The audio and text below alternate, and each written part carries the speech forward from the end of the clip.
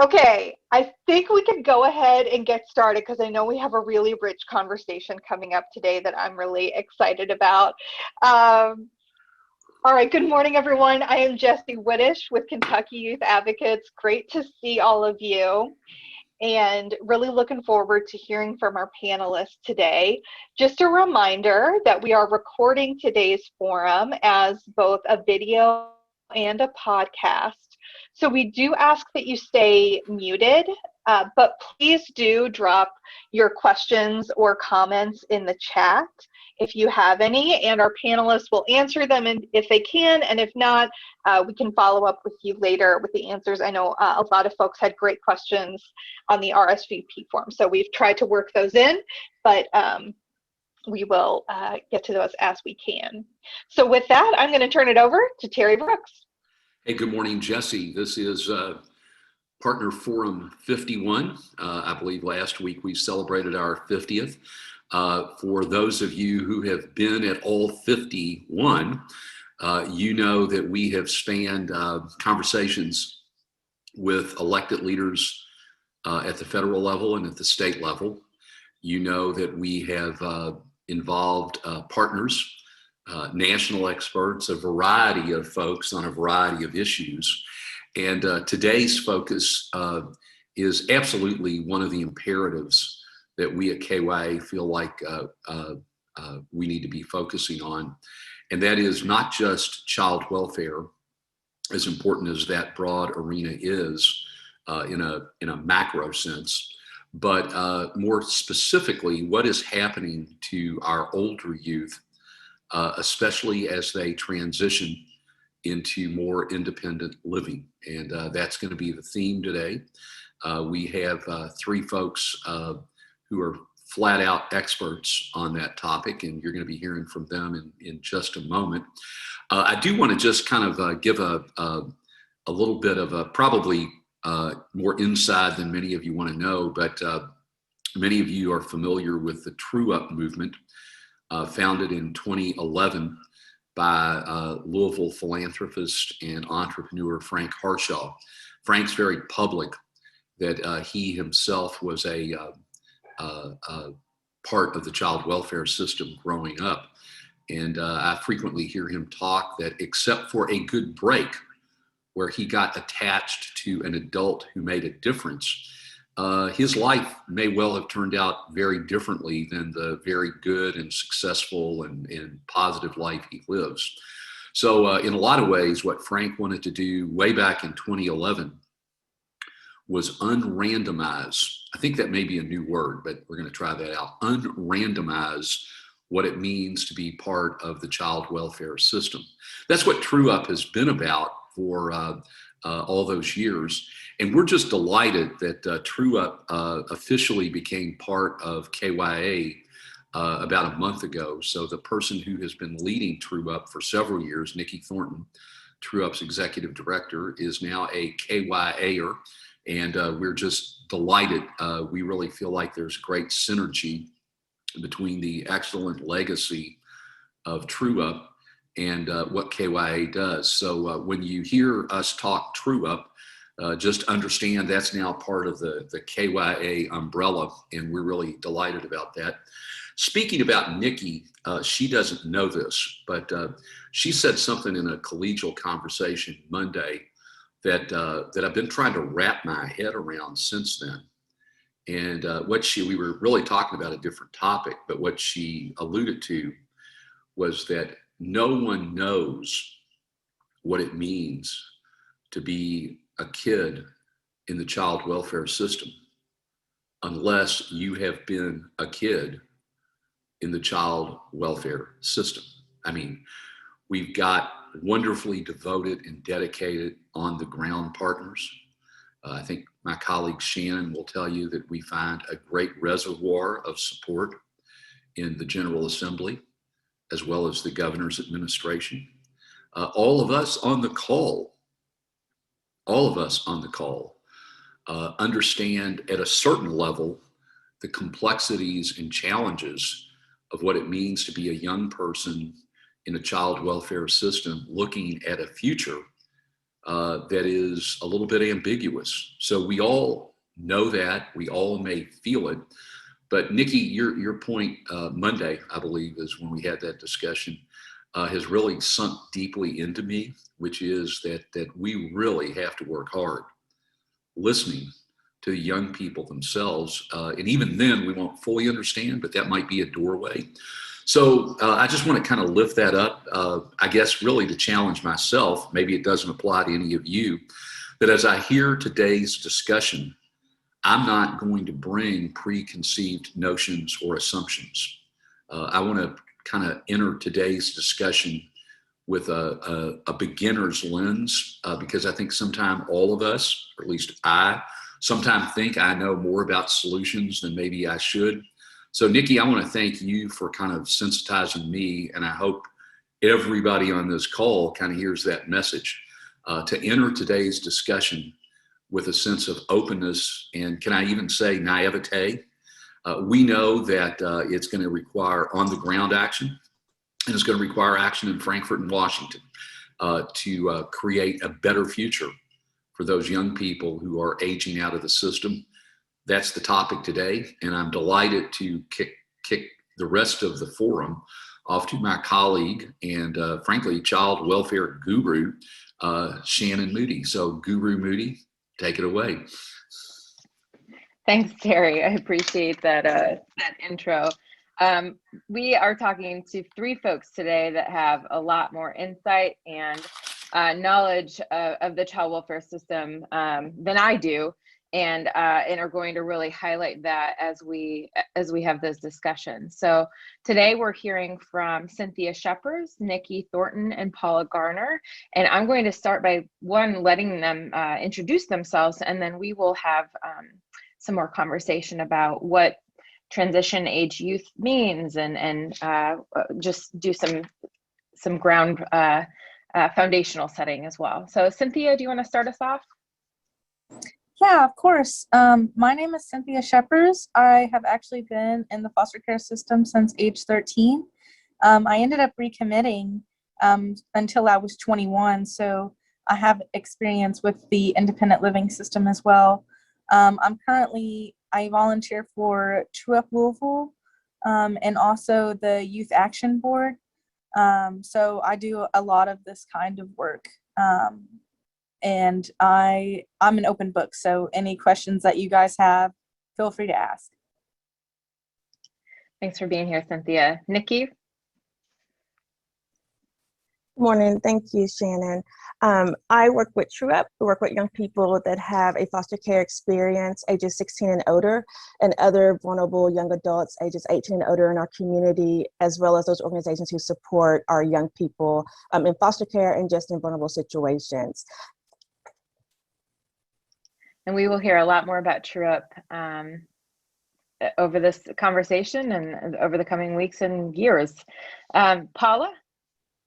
Yeah, good morning. I am Paula Garner, and I am the president and CEO at Maryhurst. And so at Maryhurst, we do have a continuum of care, and so we do serve children in residential settings as well as in the community, that children who are still within a family setting. So in terms of our residential kids, they are almost always in the child welfare system, and so we work with with True Up and with KYA and other agencies within the community to partner to make sure that our kids who are in the child welfare system, as they are aging out or getting close to aging out of the system, have the resources that they need. And then I'll talk more later about a new program that we've launched, that we are able to really stay with those kids and help bridge that, really their entry into adulthood. So I'm very glad to be here.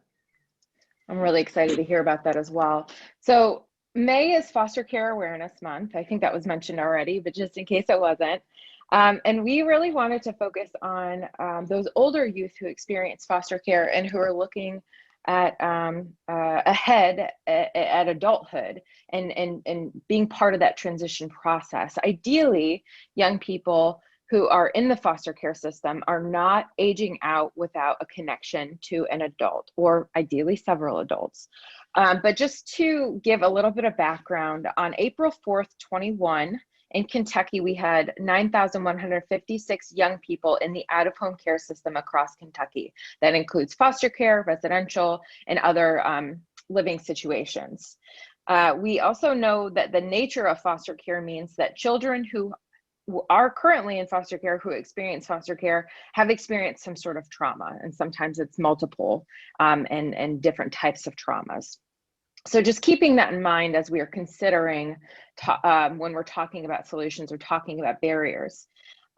Transition age youth are young people between the ages typically of 16 and 24 who are in transition from state custody or foster care environments, foster care settings like residential care, like foster care homes.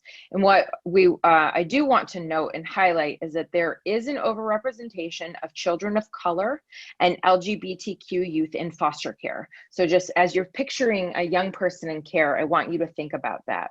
And also just want to note that 1 out of 5 youth in foster care experience homelessness after they turn age 18. So again, just thinking about that as we are hearing from our panelists and as you are thinking about how maybe you can be involved in successfully helping young people transition to adulthood. So I'd really like to start with the whole group and just talking a little bit about what does it look like for young people who are disconnected? What does that actually mean when we talk about disconnected youth or young people transitioning out of care?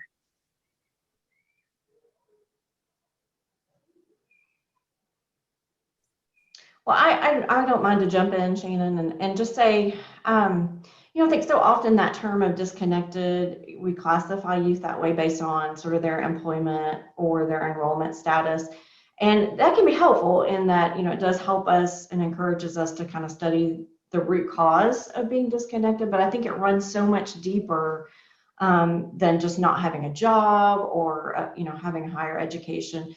So when it comes to foster youth, I mean, the reality is, and you've spoken on this, but many exit often without, having those supportive adults and that supportive network in place that can really just help sort of demystify what it means to move into adulthood. So, I mean, it can be things like, when I think of what does it look like to be disconnected, based on the experiences of the youth that we've worked with, it can be moving into that first apartment and not knowing how to build a grocery list, or not knowing potentially how to use platforms to look for a job. Or when you think about many of us in terms of how we got our first job, or we had connections, or our family had connections, and so if you don't have some of those things, that can make that very important step of adulthood very difficult.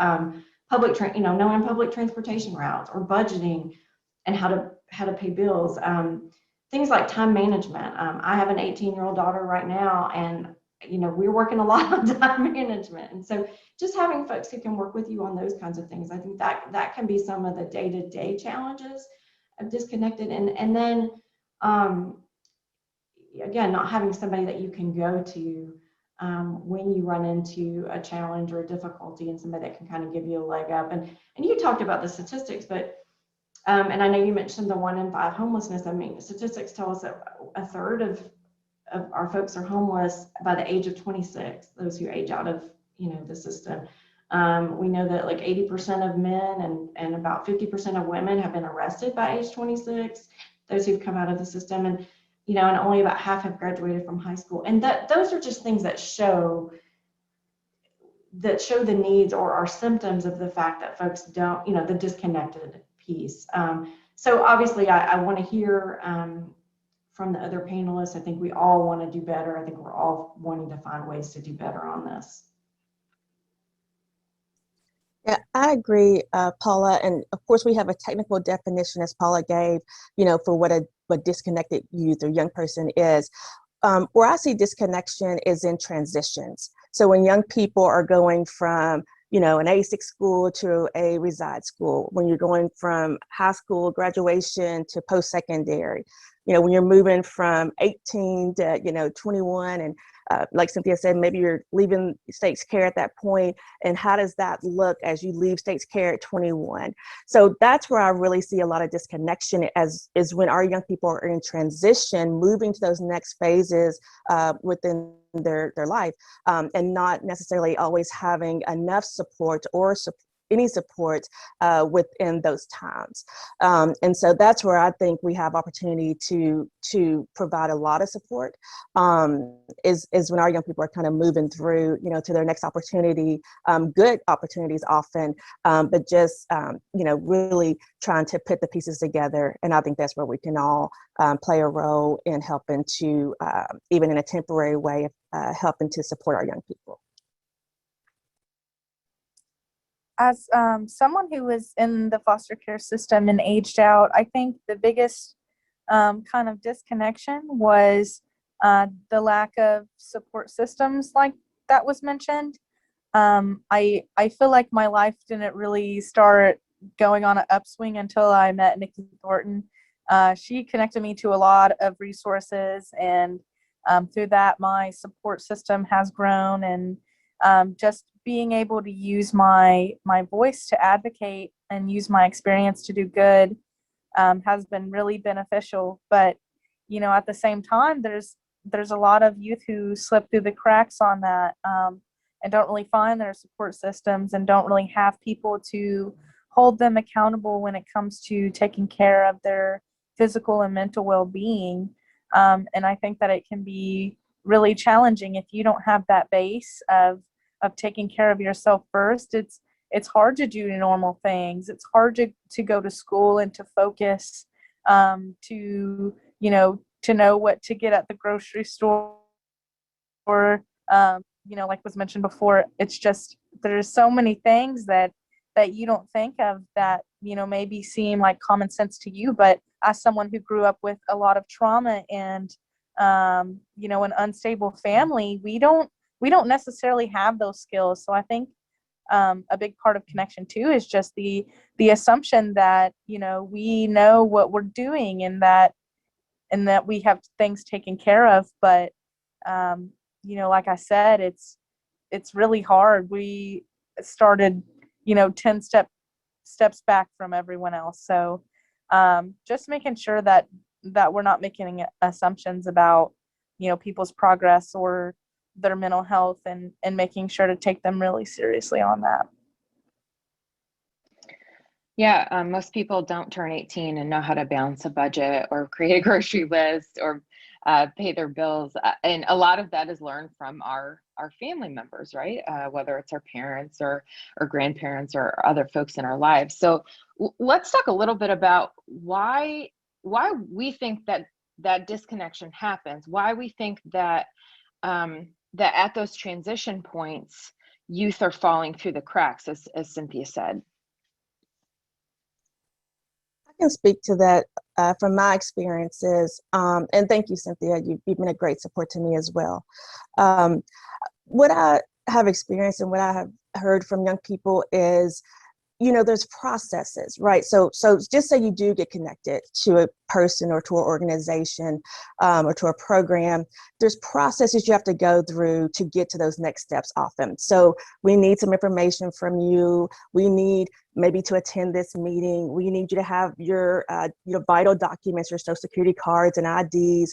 We need this and we need that. And sometimes our young people just don't have those items, or they can't show up when those orientation dates are scheduled. And sometimes that then means that you're kind of not kicked out of a program, but you may have to start over again, because you missed orientation. Now we got to start at ground zero. Young people, like any of us, are busy. They're balancing whatever it is in their lives that are important to them.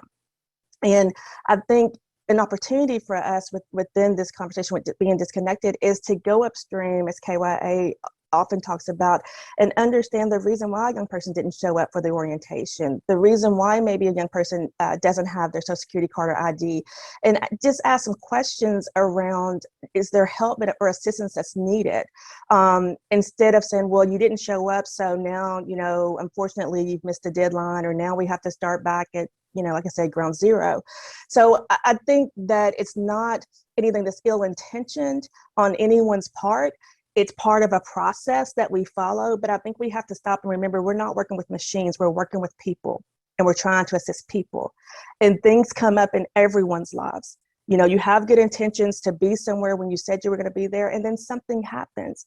So I think, you know, as advocates and supporters of young people, we have to dig deeper and ask, like I said, some of those questions of reasons that certain things didn't happen the way we thought they were. And when things get kind of off track that we had planned, it's absolutely okay to say, you know, it got a little bit off track. Let's just pick it up here and go forward. Let's go ahead and get that ID and get whatever it is we need, and let's just keep moving forward. But I think, you know, what I want to convey overall is just that we stick with young people. We stay with them through the process. At whatever point it is, we stay from beginning to end, however long that takes. That is the commitment that I feel like is needed for young people. And it's the commitment I want in my own life from people who are my supporters. And I think that's part of the part two, that as staff come and go sometimes for other opportunities, that we've got to make sure that it's not just that I'm connected to Cynthia or that Shannon or Paula or anyone else on this call, is that we've got to make sure our young people have, as you said, Shannon, a large as possible network of supporters. So that if I'm gone, Shannon, Cynthia, or whoever has you, on and on and on. So that's kind of where I think we can really shore up the area of being disconnected, is to stick with it. If we're off process, that's okay. And let's start from beginning to end, whatever that end may look like, and maybe it's never, with our young people.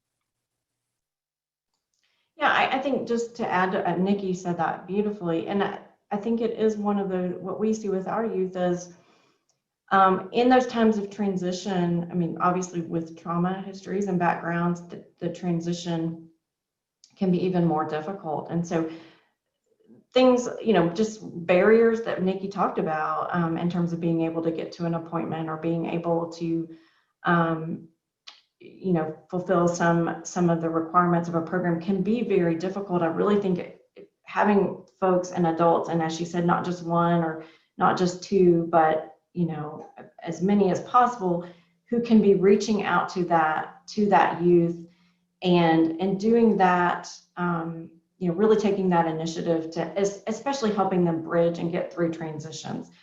Because I think when we are, you know, any of us can relate that when we're going through a difficult time, we may need people who really continue to pursue us. I mean, again, in terms of trauma and how that impacts ability to forge relationships and sustainable relationships. I think sometimes when you're in the middle of the stress of a transition, you may pull away from relationships a little bit, or there may be, you know, and so how do we make sure that we have, you know, I think it's both systematic and organic, but how do we make sure that we have systems in place that, you know, and that's something our agency has looked at, to make sure that we are sticking with and really staying with those kiddos through that transition. I think that's just really, we all need that, you know, and I know that our kids that are transitioning out need that as well. I think Paula makes a great point about how, you know, initially sometimes youth can push away from resources or from connections because of fear. I think, you know, youth go through the system and experience a lot of rejection and a lot of lack of consistency and lack of longevity in relationships. So of course they're hesitant, and of course they need you to put in that extra effort to show that you're sticking around and that you care for them. Another thing I feel like is an issue is just education, spreading education to people in this situation about what resources are available to them. You know, I know from when I was in the system, like everyone always asked me, what do you need?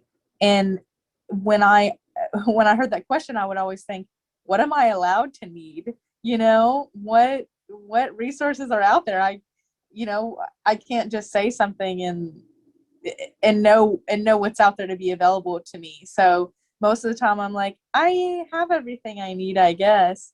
But if there was some kind of, you know, someone to go around and teach people about what's available to them, then you can say, I didn't even know that was a possibility. I'm I'm very excited for this opportunity. So I think the education piece is essential.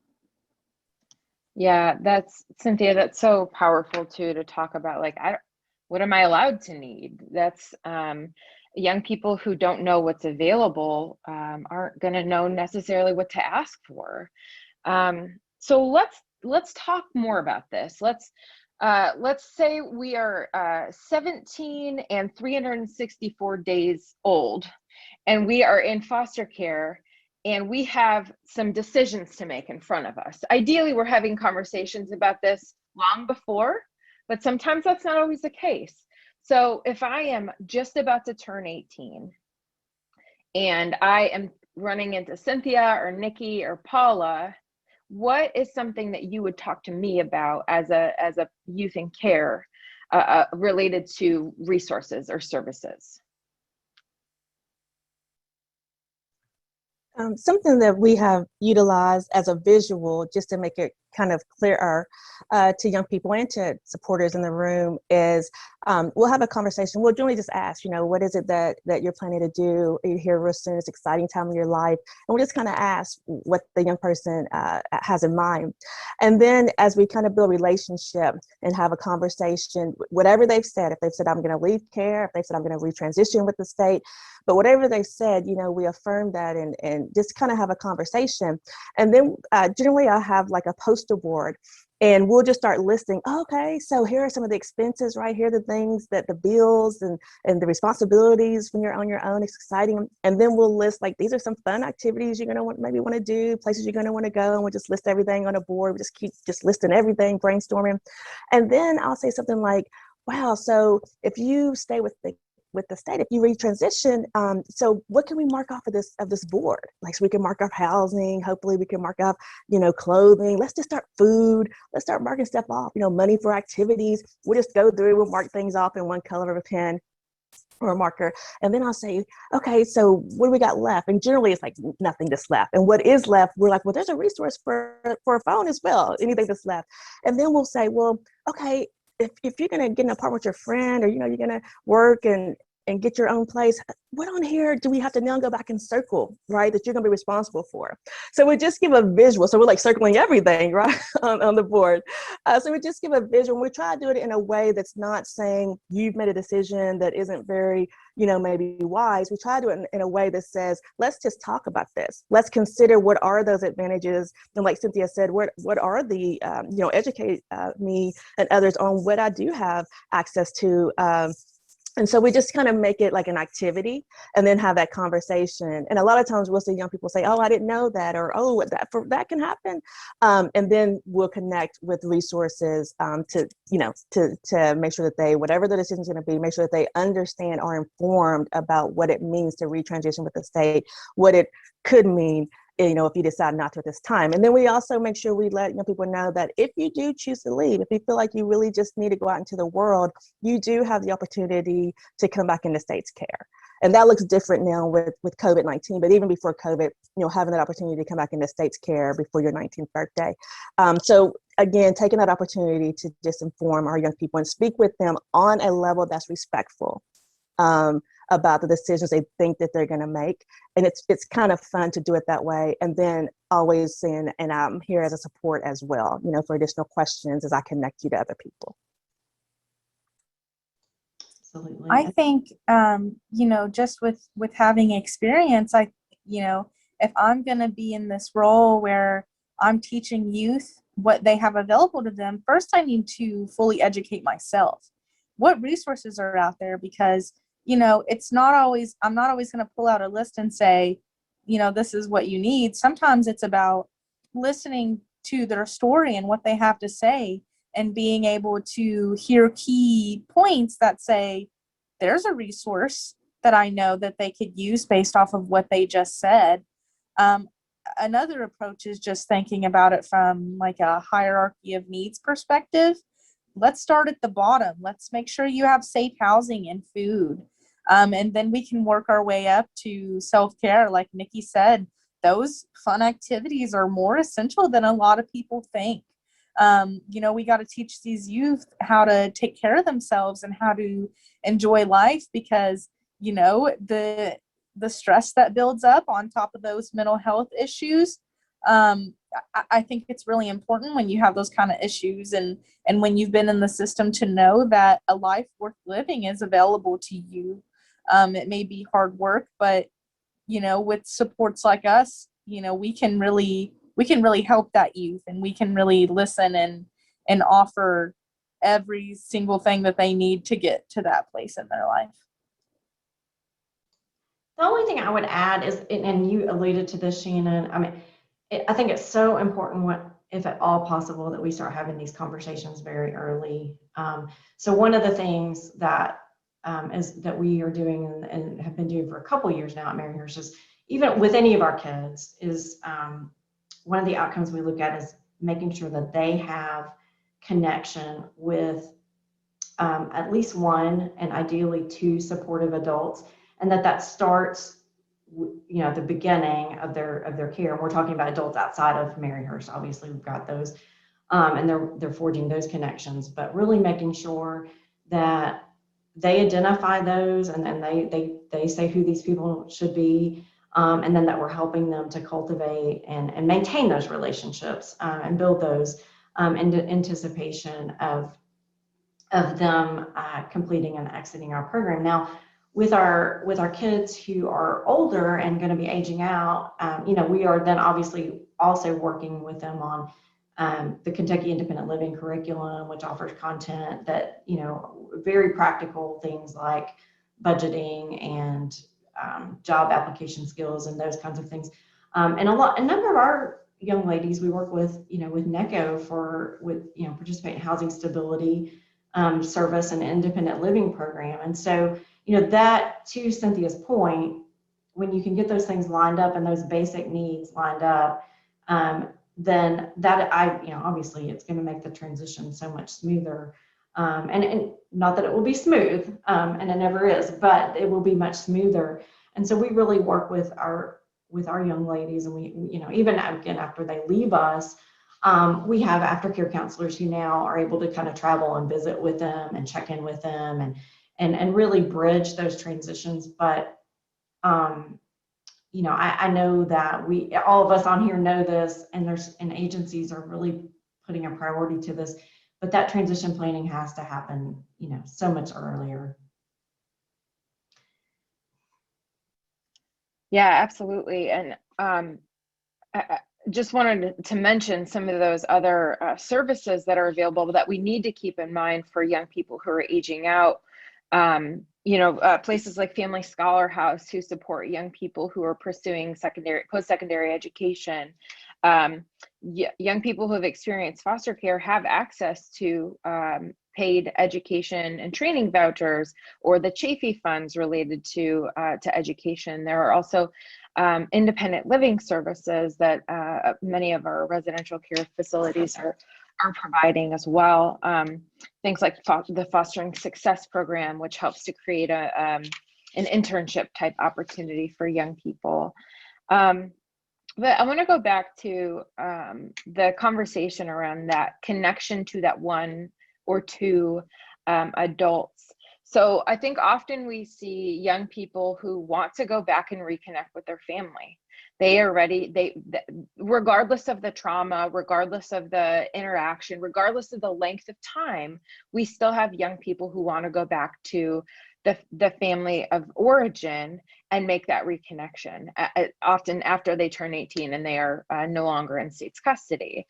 What are some things that you would tell a young person to prepare for if you know that is their intention as they're getting close to that age of 18 or 21 if they've chosen to stay in care? For me, I would start out just by sharing my experience with the program, and saying that I think that our independent living programs have improved a lot since I was in care. And even when even in the places that the system failed me, that was still housing for 3 years, an extra 3 years of housing where I could truly focus on school. And then once I finished, once I turned 21 and I was done with the independent living program, I was homeless for a short period of time. And then I transitioned into the Family Scholar House program we were just discussing. So, I was mentioning, my homeless experience to someone, and they were like, have you ever heard of Family Scholar House? And so, just letting youth know their options, letting youth know, like, you have an opportunity to be housed and to be academically supported, if you do this, and that's super essential. Even if we're encouraging them to go for a trade rather than a traditional bachelor's degree, that housing is essential, because when I was homeless, it was very hard to focus on school. I'm focusing on where I'm going to sleep the next night. So just making sure that they have that most essential piece of the housing, and that whatever it comes to about their own family or their pride about being helped. I know some youth struggle with feeling like they want to get out of the system just because they want to have a little control over their life, but reminding them that the best control they can take over their life is to take advantage of the opportunities that they have available to them.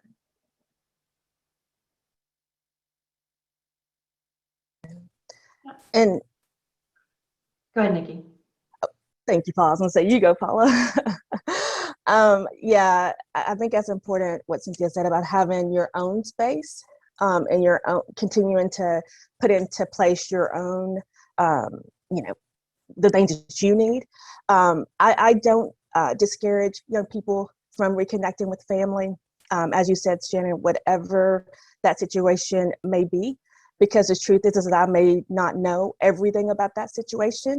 Because I know what's in someone's file and in their chart does not speak to the relationship. It does not speak to human connection, human need that is foundational, and it is fundamental, I think, to anyone.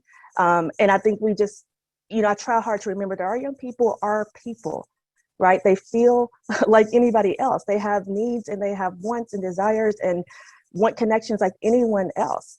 And if a young person wants to reconnect with their biological family or their family of origin or the family that raised them, and they're of that age to do it, what I have found to be an okay approach is to support them. The same way that I feel like in my own life, when I maybe am in a situation, I'm not quite sure how I'm going to handle it, I need support from people.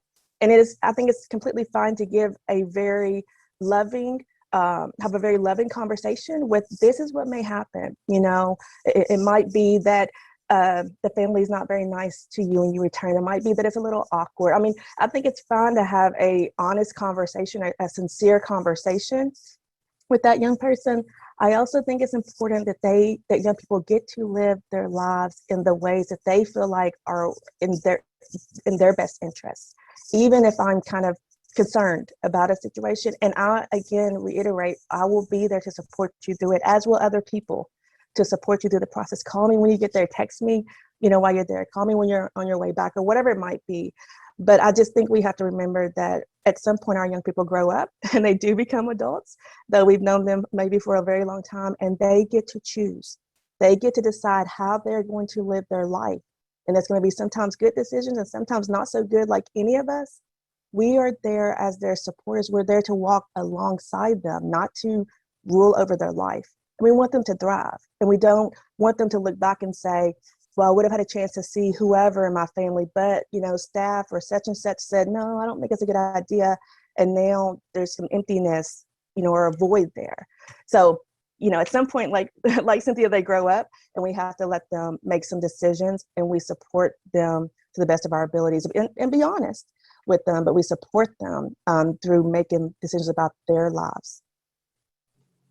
Yes, I agree, Nikki and Cynthia. And that what I was simply going to say is it was a few years ago that we really had to reckon with the statistic that about 85% of kids who are in care, even with parental rights terminated, will go back after, for some period of time after they turn 18 or age out of care. And So for us, that was a turning point. It was like, okay, this is the reality, and this is what this really has to inform how we work with our kids and with our families. And so we began to put things in place and really try to prepare our kids and our families, and whenever possible. And there are a lot of situations where you can include a family to some level, at some level in treatment, even if a return to home is not the permanency goal.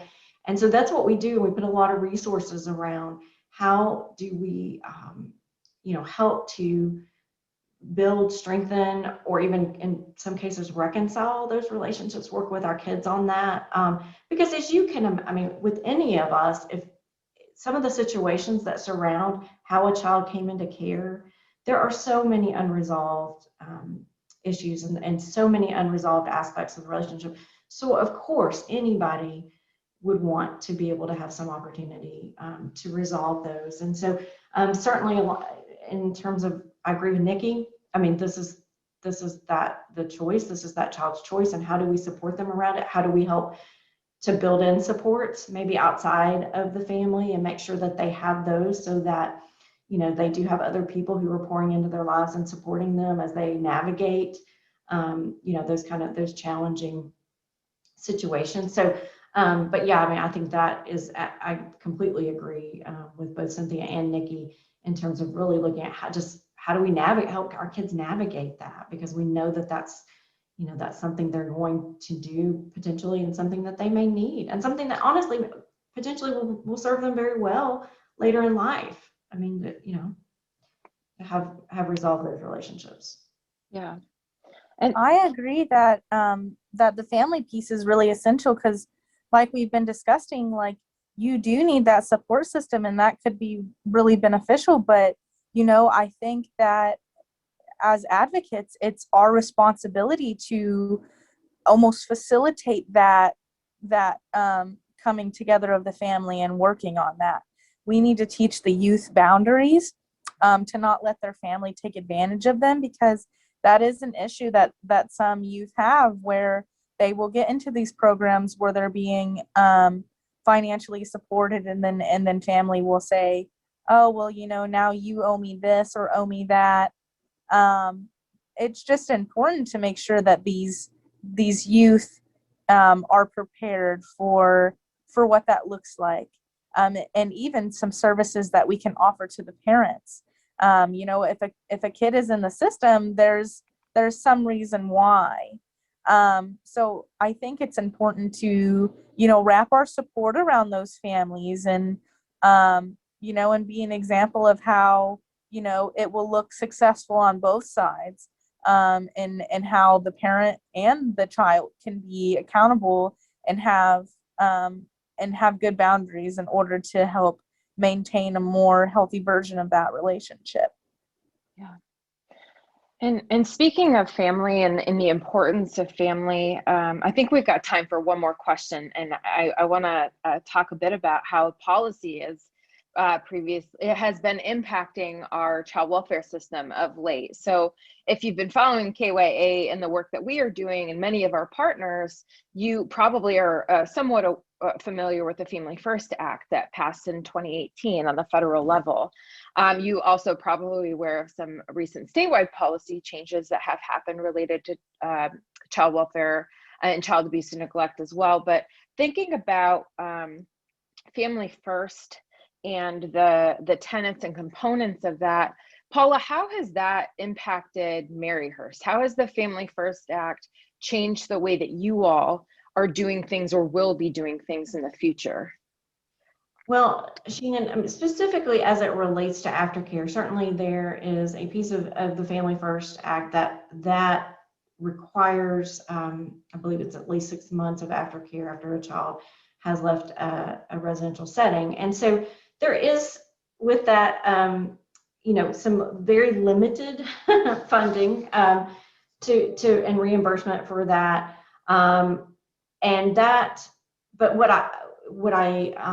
I'm so grateful that from a federal level, there is a recognition that that is important. And so I definitely think it's a start. I think, where we as an agency strongly believe in that. And so while we really need more funding to be able to cover those services in the way that will be most effective, what we've done, and because we do feel so strongly about this, we focused a campaign over the last couple of years that was really dedicated towards covering those more comprehensive aftercare services for our kids that are at Maryhurst. And so, what we were successful. The community has been very generous and really showed their support and showed how that they understand that this is such a critical need for kids.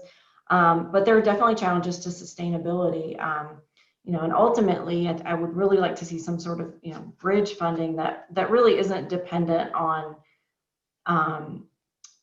even potentially family first, or commitment status and that kind of thing. But I think the big thing for Family First is that it did acknowledge and recognize and legislate that aftercare is important and that it's critical.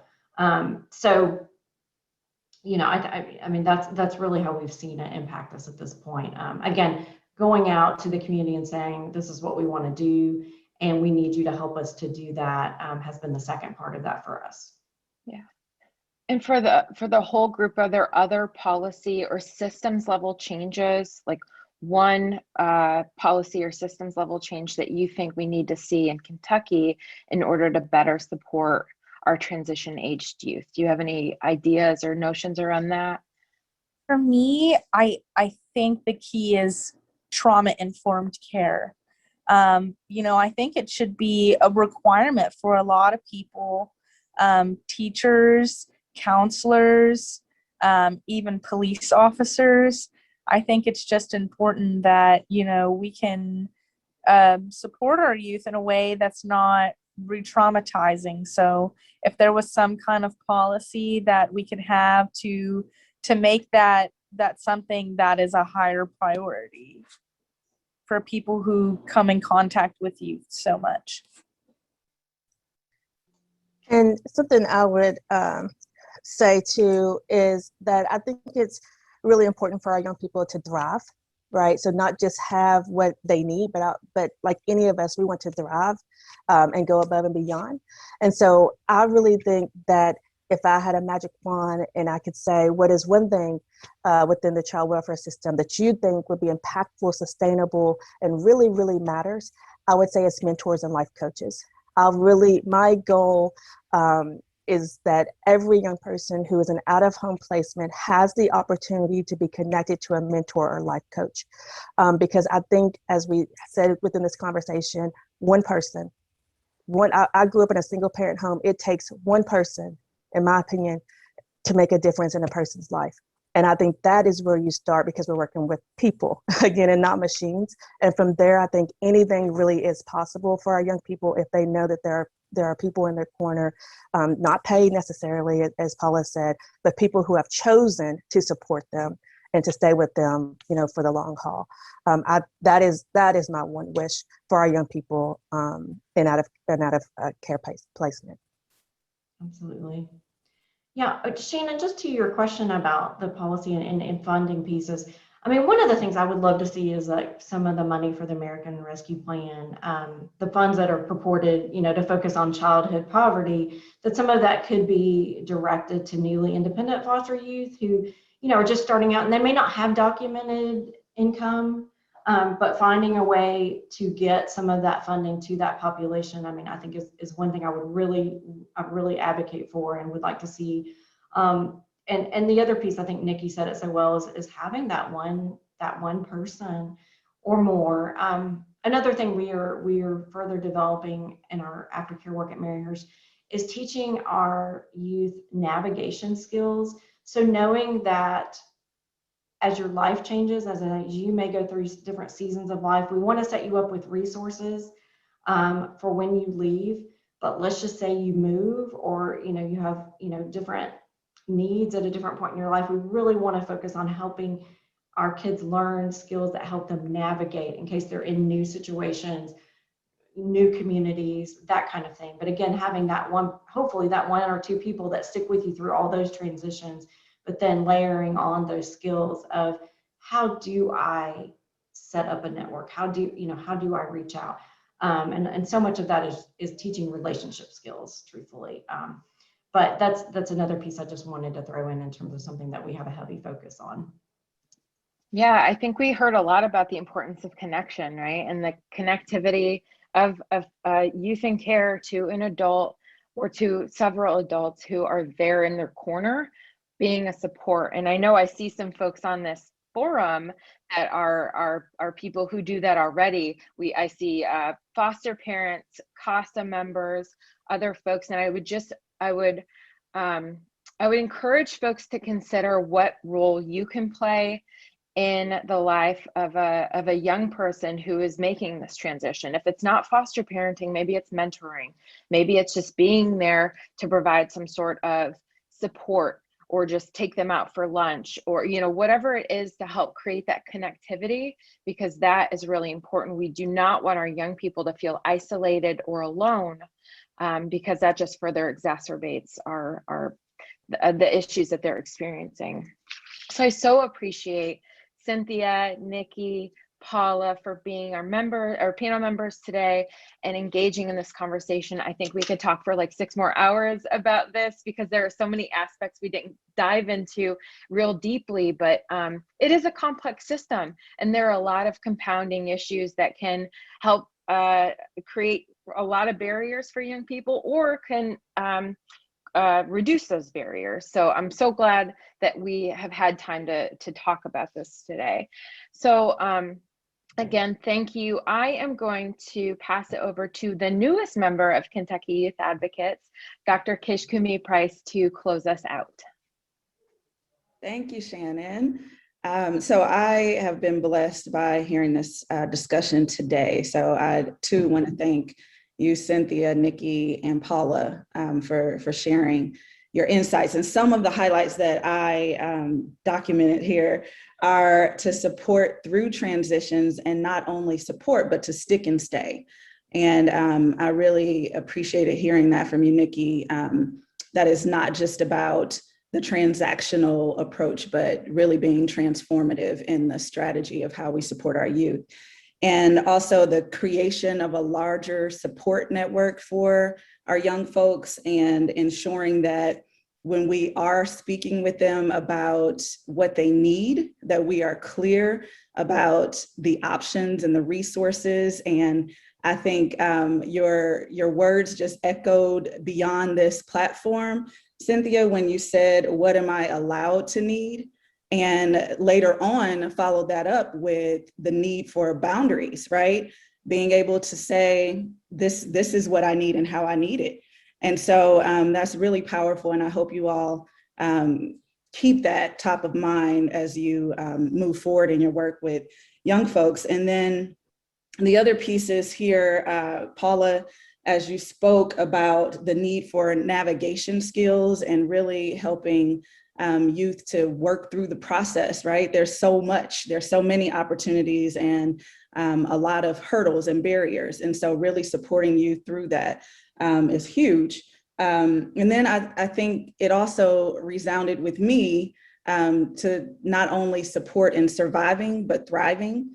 So really being aware of not just the basic needs as Cynthia shared, but starting there and then building up. And so that is really key. I think that one of the things that I would encourage each of us to do is to ask that question that Cynthia said we should, be encouraging or aware of, that youth may not know. What am I allowed to need? What are you allowed to need as helping professionals, right? Taking care of yourselves so that you can be your best self for our young folks. So thank you so much. Again, thank you to all of the panelists. We'd also like to thank Aetna Better Health of Kentucky for their support of today's Advocate Virtual Forum. And a quick look ahead to upcoming forums. Next week, we will discuss parenting and working with kids who have experienced trauma.